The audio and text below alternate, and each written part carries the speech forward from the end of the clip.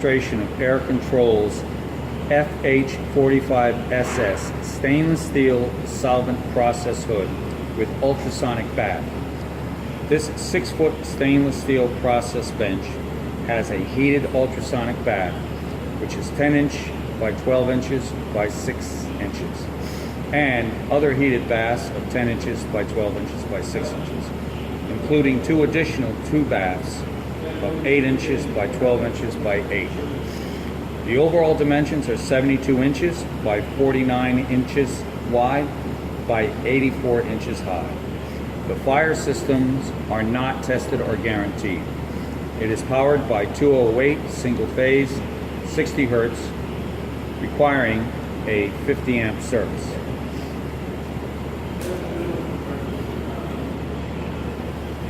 First, I want to show you the connections in the rear before I turn it on. For purposes of our demonstration, we are not using chemical, but we are using simply our DI house water. Here's where you would have your input for IPA, acetone, and a stripper. Also, this is where your DI water would go in as well. Your power connection would be here in this box. And also, there is a connection up here that goes to the ultrasonic power supply, which is situated on the top. Now if we go around, also, here's our drain. There are 2 separate drains here that can be plumbed into your house drain system. Also, I'll note that these 2 valves here allow DI water to flow through the tub, which is underneath the entire thing. This tub normally has running water in it for the purpose of neutralizing any type of toxic chemicals that do fall down in there. Now we're going to go around the front. Take a look.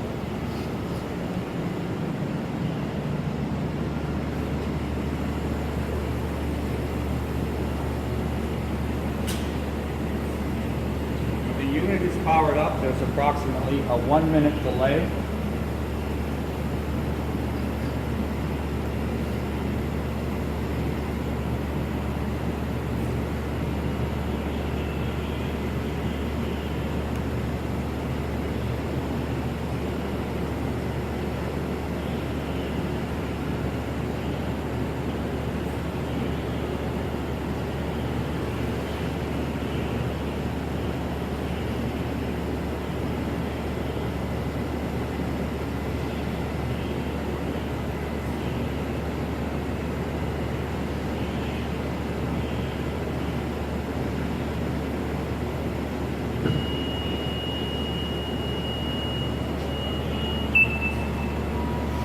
Now, at present, the system is not hooked up to house exhaust. On the top, there are 2 ports where you would fit these 2 dampers.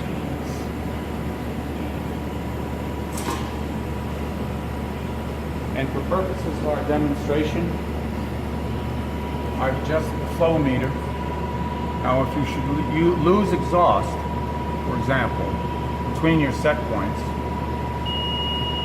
the system would turn off and would not reset until your exhaust was reset. We'll now go through the controls. We'll start at this end. This is your light switch. Now, this is your heated ultrasonic bath. This is your second heated bath. And I'll just remove these 2 covers here.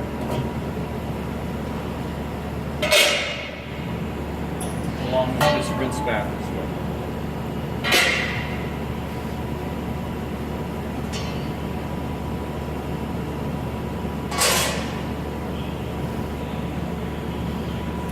First, we'll turn on our heaters for the 2 baths. Note that there is an over temp controller inside this unit behind this panel we will supply you with the schematic showing where that is. And this is pre-adjusted to whatever temperature you want. It will set off an alarm and an indication light if it goes above that temperature. It was preset at 150 degrees, but you can change that to your desired trip temperature. Now, the ultrasonic bath is controlled by this timer. Unlike those timers, this timer is in minutes. So I've set this to 1 minute, and we'll turn this timer on.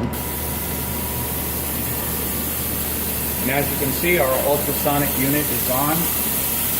It can be adjusted up top here, so you can vary the amplitude and the speed of it.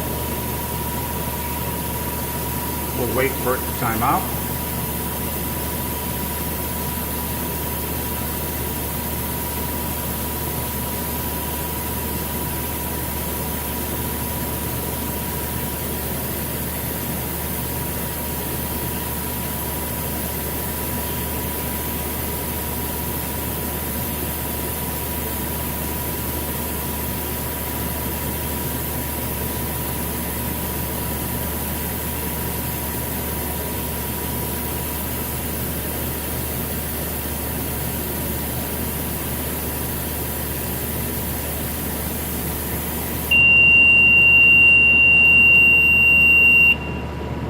And that'll stop the ultrasonic. Next, we'll move on to this bath here, which is heated as well. This also has a timer on it that's done in seconds. This simply lets you know that it is timed out. Also, this particular bath has a bubbler as well. We turn on the nitrogen, you'll see that it has bubbles, and that can be adjusted with this valve, either more or less. Next, we'll move down to the timer for this bath, again in seconds.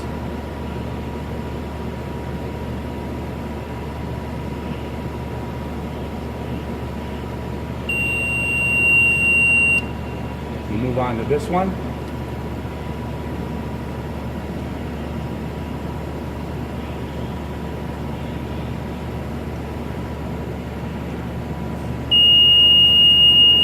And the final one.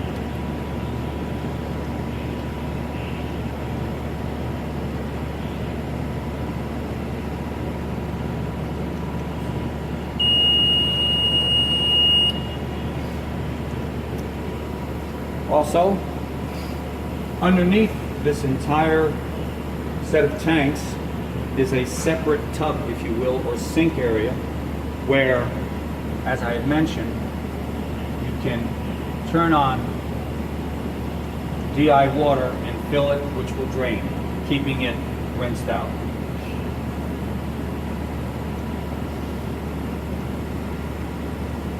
Now again, normally these would be your process chemicals, but again we're using water for our demonstration. First, the stripper. You turn that on.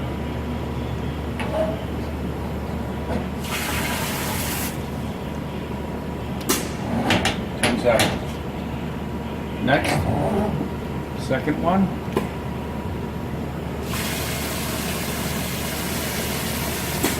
Turn that on. And the third one.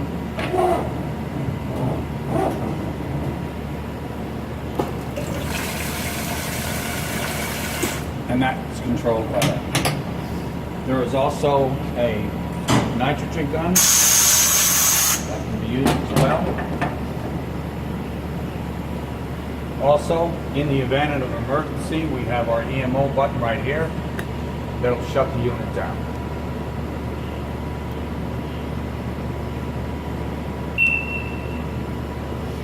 Now I've removed this cover here so you can see that there are some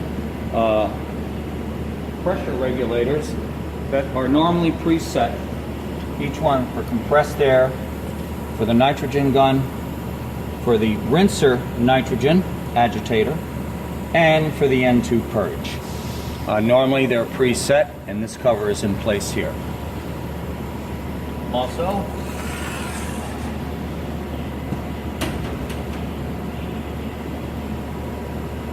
to drain the tanks,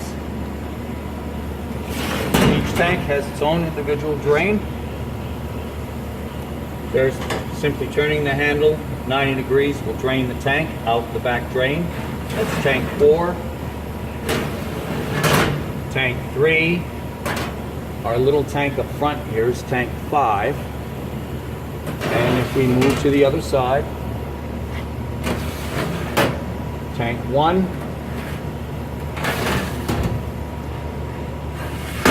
And tank 2 and tank 1.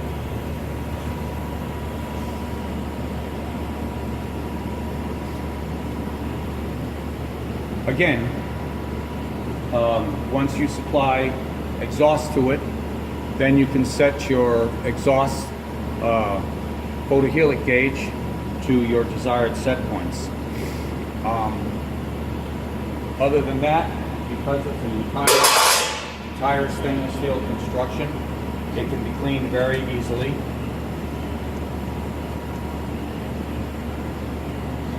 And this completes this demonstration.